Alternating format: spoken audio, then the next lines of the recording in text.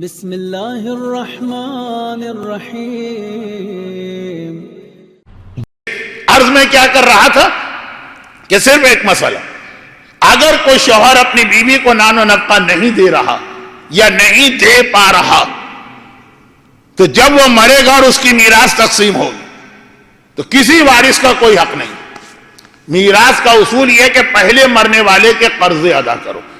اگر قرضوئی میں سب ختم ہو گیا تو کچھ نہیں ملے گا مرنے والے کے وارثوں کو۔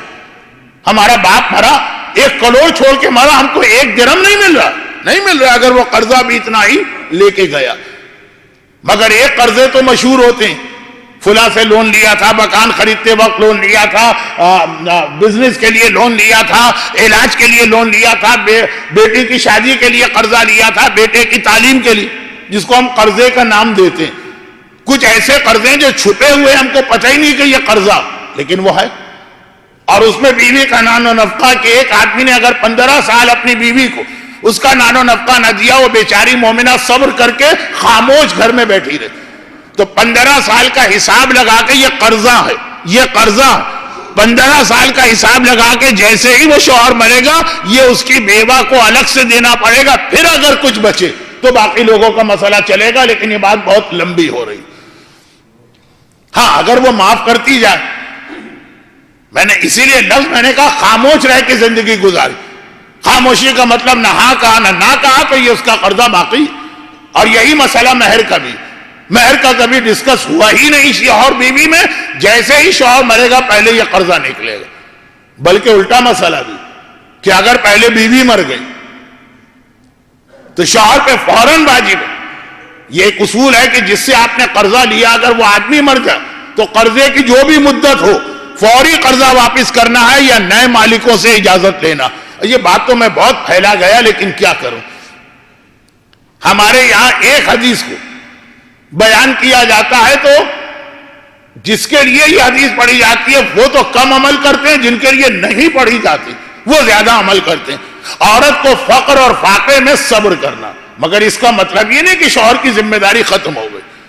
اسی طرح عورت مہر معاف کرے، عورت کے لیے بہتر ہے مہر معاف کرے، اور شوہر کے لیے بہتر ہے کہ مہر فوراً ادا کرے۔ اب یہ 3 عورتیں، اتنا بڑا مجمع بعد میں آ گیا کہ اب میں پریشان کہ یہ ربط ان کو کیسے بتاؤں کہ یہ بات شب جمعہ کے عذاب کی مجلس سے ربط دیتے ہوئے شہزادی کی اس حدیث کے حوالے سے ہے کہ 3 عورتیں قیامت میں اول سے آخر تک میرے ساتھ رہیں گی۔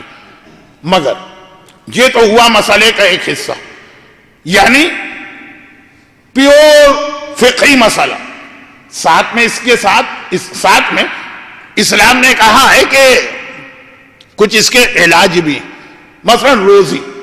اب گھر میں فقر و فاقہ آیا کیوں؟ ایک تو اللہ امتحان لیتا ہے بشیء من الخوف والجوع، اور کبھی یہ ہوتا ہے کہ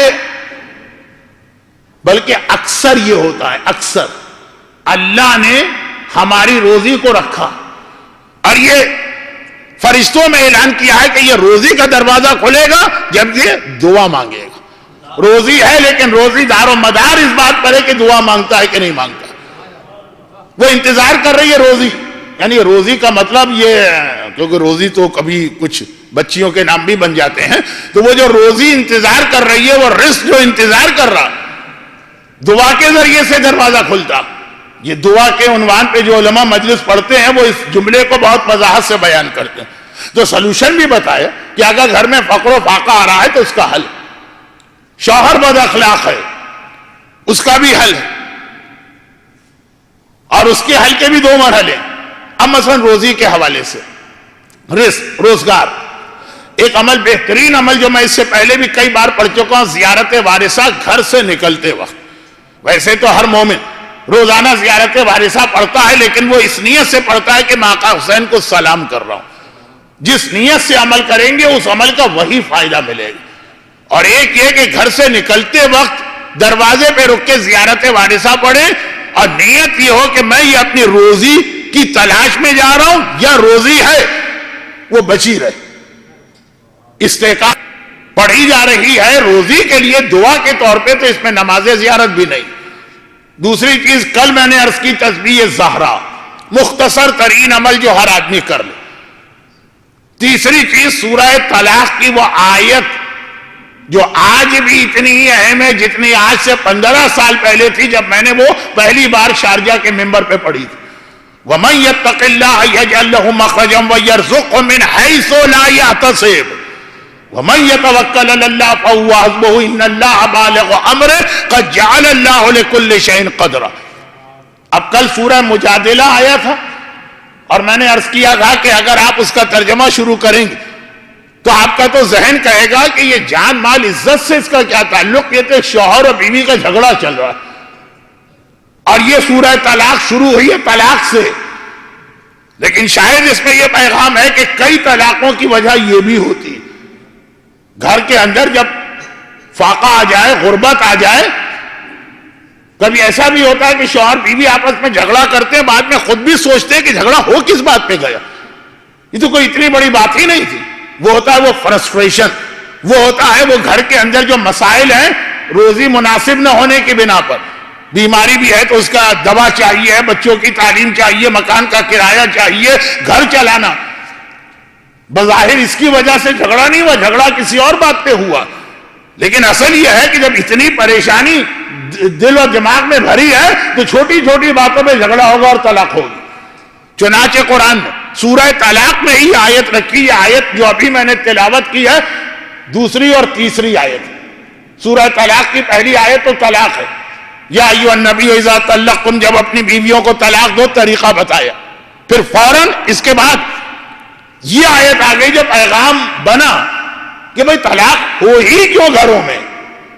دیکھو اللہ تمہاری روزی کشادہ کر رہا. وَمَن يَتَّقِ اللَّهَ, ترجمہ سنی, جو اللہ سے ڈرتا, یجعل لہ مخرجا, اللہ اس کے لیے ایک مخرج, ایک ایگزٹ, ہر پریشانی سے نکلنے کا راستہ بناتا. وَيَرْزُقْهُ مِنْ حَيْثُ لَا يَحْتَسِبُ, یہ آیت پڑھ رہا ہوں, ایسی جگہ سے روزی دے گا کہ تم سوچ بھی نہیں سکتے وہاں سے بھی روزی مل سکتی ہے اور ملے گی. لیکن شرط کیا ہے, وَمَن يَتَوَكَّلْ عَلَى اللَّهِ فَهُوَ حَسْبُهُ, اللہ پہ بھروسہ کرو تو اللہ تمہارے لیے کافی ہوگا. اگر ہر ایک کا بھروسہ ہے سوائے اللہ کے پھر کچھ نہیں ملے گا, کسی دعا کا فائدہ نہیں. سورہ حمد فائدہ دے کر اپنا فائدہ واپس مانگ لیتا ہے اگر بھروسہ نہ رہے. تو بھئی ہم اللہ پہ بھروسہ بھی کر رہے ہیں, روزی بھی مانگ رہے ہیں, وقت لگ رہا ہے کہاں. قد جعل اللہ لکل شیء قدرا, اللہ نے ہر چیز کا ایک وقت رکھا, اللہ نے ہر چیز کی ایک مقدار رکھی ہے, ایک وقت رکھا ہے, ایک اندازہ رکھا ہے, وہیں پہ اللہ تمہیں دے گا اور وہ تم سے بہتر جانتا ہے کب دیا جائے. بچہ جس وقت غذا مانگتا ہے تو ماں کو پتا ہے کہ اس کے فیڈنگ ٹائمز کیا, تیماردار کو پتا ہے کہ مریض کو کس وقت یہ دوا دینا ہے اور کھانا دینا. تو یہ اللہ نے یہ اعلان کر دیا, مجھ پر بھروسہ کرو, ان اللہ بالغ امرہ, میں جس کام کا ارادہ کروں کوئی اسے نہیں روک سکتا. اگر میں یہ ارادہ کروں تمہیں روزی پہنچانا, ساری دنیا آ کے اگر تو روکنا چاہے گی تو نہیں روک سکے گی. لیکن قد جعل اللہ لکل شیء قدرا, اس آیت کو روزانہ 7 مرتبہ فجر کی نماز کے بعد پڑھی. اور پھر آئیے ایک اور آسان ترین عمل, تسبیح زہرا بہت آسان عمل, زیارت وارثہ بہت آسان عمل. یہ آیت ذرا سے الفاظ اس کے مشکل ہیں لیکن پڑھنے لگیں تو آسان, بہت ہی آسان عمل. مدینے کا جو سلم ایریا, جیسے بمبئی میں جھوپڑ پٹی ہوتی ہے, مدینے کے اندر رسول کے زمانے میں بھی غربا بہت زیادہ تھے اور بڑھتے جا رہے تھے شروع میں. کیوں؟ جنگیں ہو رہی تھی, کمانے والے مرد مارے جا رہے تھے, بیچاری بیوہ عورتیں اور یتیم بچوں کی تعداد بڑھ رہی تھی. تو کچھ علاقے ایسے تھے, غریب لوگ ہمیشہ ایسے ہی علاقے میں جائے گا جہاں مکان سستا ہوگا یا کرایہ بہت کم ہوگا.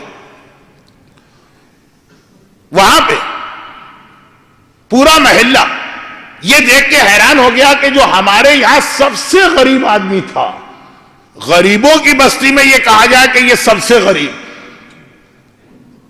آج وہ اتنا صاحب حیثیت ہو گیا ہے, وہ محلے سے ہٹا نہیں, اس نے جگہ نہیں بدلی.